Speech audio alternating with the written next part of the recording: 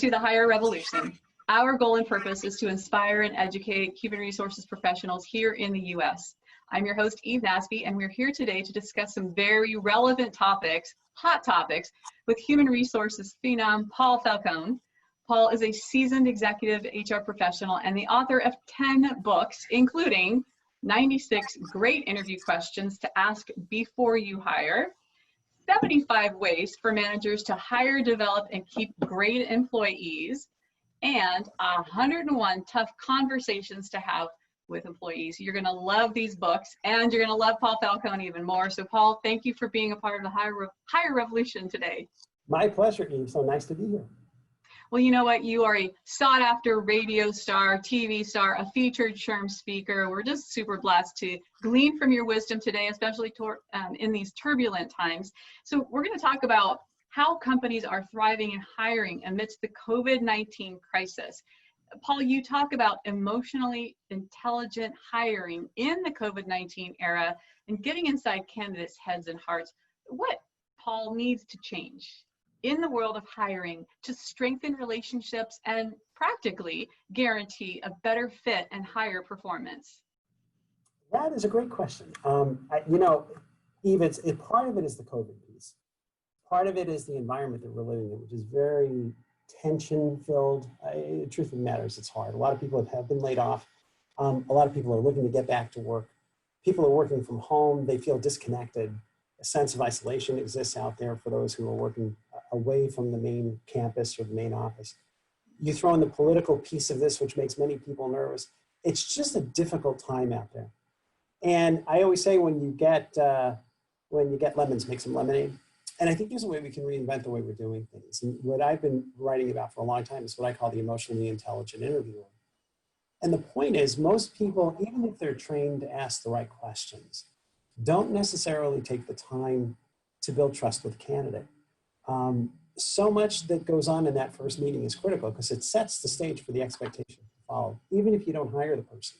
And I think I talk about getting inside their hearts as well as their heads in the sense where it's a time to begin the trust in the relationship. It's a time to make each other transparent and open. It's okay to be vulnerable. If you've ever seen the Brene Brown TED Talk on the importance of vulnerability, it's like a top 10 TED Talk. It's wonderful. But the point is, I'm not saying to add time to your interview. Because people say, I don't have time for this. It's like, no. Just swap out some of the old questions that you were using that were stale and put in some better questions. From the icebreakers that you ask at the beginning to really the questions used to launch into the interview. Make sure they're well thought out. And don't just start with a Q&A. Tell me your greatest strength and tell me your greatest weaknesses. The relationship isn't ready for that.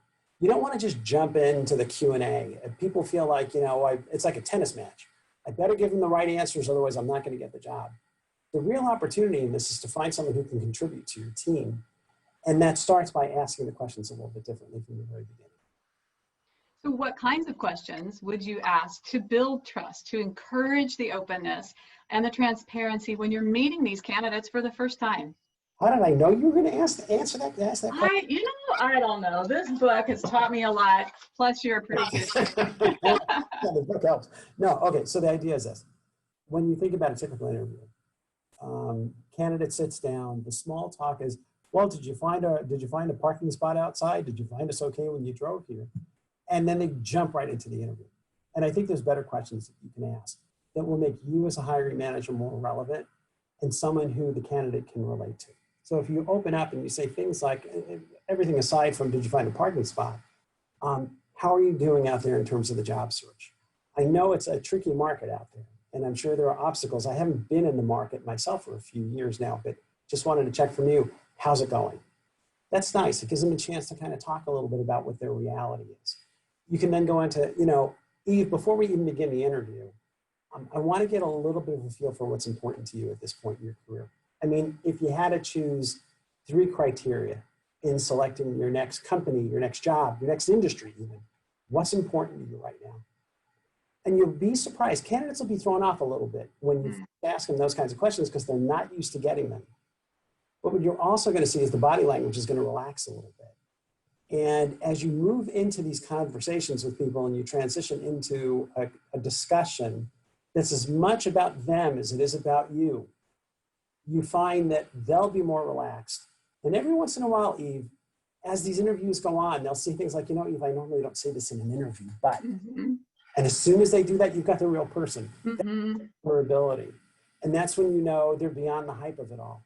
And so don't get into the tennis match and the question, answer right away.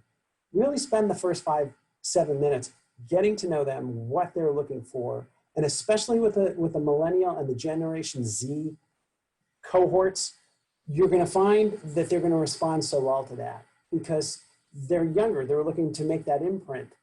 They're looking for the trust. They're looking for the recognition.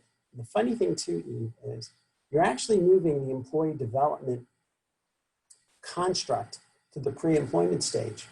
Most candidates know that my boss will never ask me these kinds of questions about myself, even when I'm long employed in that company. Right. Doing it from the very first interview, you're teaching them this is important to you. That will be a magnet that lets them select you over other employers. And how important is that with great candidates? Well, as the author of 96 great interview questions to ask before you hire, what is the most important interview question that an interviewer can ask? Ooh, okay.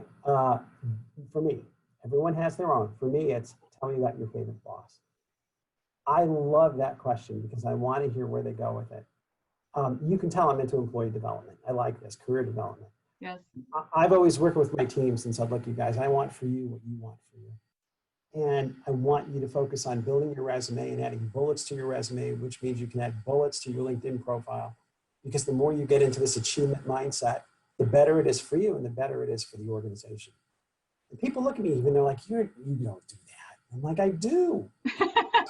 Never had any turnover. It's been very rare that people left while I was at the helm because I think they felt like I'm not going to get this somewhere else. So when you talk to them about tell me your favorite boss, who your boss is, and what made that person your favorite boss, listen to what they say.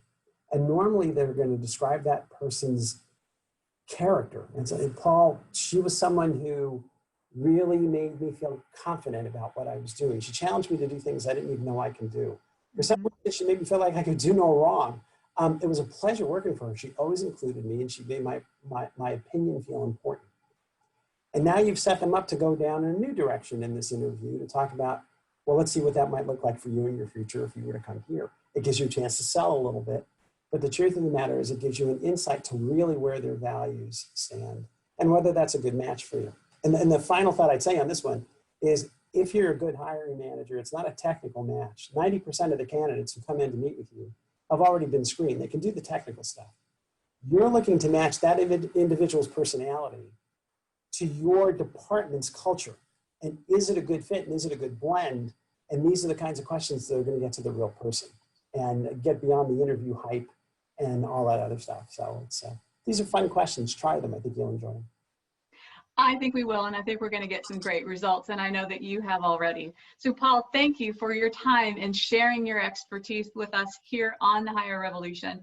Please tell us where we can get more information from you and get in contact with you.